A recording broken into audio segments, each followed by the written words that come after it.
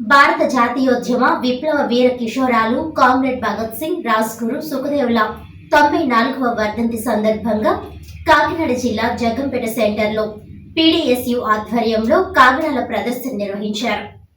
ఈ సందర్భంగా పీడీఎస్యు విజృంభణ రాష్ట్ర కార్యదర్శి కె సతీష్ మాట్లాడుతూ, భారత స్వాతంత్ర్యం కోసం అలుపెరగని పోరాటం చేసి అతి చిన్న వయసులోనే ఉరికంబం ఎక్కిన భగత్ సింగ్, రాజ్గురు, సుఖదేవుల వర్ధంతిని భారత ప్రభుత్వం అధికారికంగా ప్రకటించకపోవడం చాలా దురదృష్టకరమని ఆయన విమర్శించారు.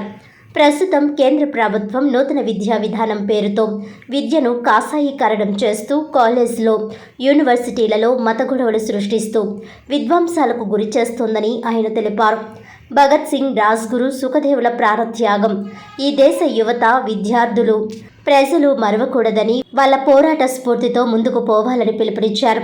ఈ కార్యక్రమంలో అఖిల భారత కార్మిక సంఘాల సమైక్య జిల్లా అధ్యక్షులు కుంచె అంజిబాబు, ఆంధ్రప్రదేశ్ రైతు కూలీ సంఘం జిల్లా నాయకులు కర్ణాకుల రామలింగేశ్వరరావు, దేశెట్టి సురేష్, డాన్ శ్రీను, భల్లా సోమరాజు, జాన్ బాబు, వెంకటేష్, విద్యార్థులు తదితరులు పాల్గొన్నారు. మరి ఈ రోజున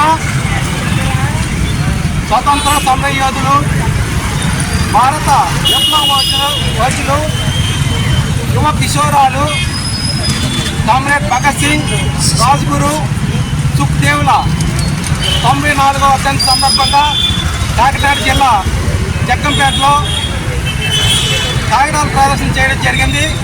ఈ సందర్భంగా మేము తెలియజేసేది ఏమనగా, ప్రగతిశీల ప్రజాస్వామ్య విద్యార్థి సంఘం సందర్భంగా మరి ఈ భగత్ సింగ్ వర్ధంతిని భారత ప్రభుత్వం ఇప్పటికీ కూడా అధికారికంగా ప్రకటించుకోవడం చాలా అవమానకరం. మరి అతి చిన్న వయసులోనే తన ప్రాణాలు సైతం లెక్క చేయకుండా ఆ ముగ్గురు వీరులు ఉరికొని లెక్కారు. ఆమె స్మరించుకుంటూ విప్లవోద్యమంలో ఎన్నో ప్రాణత్యాగాలు చేసిన వీరులు ఉన్నారు.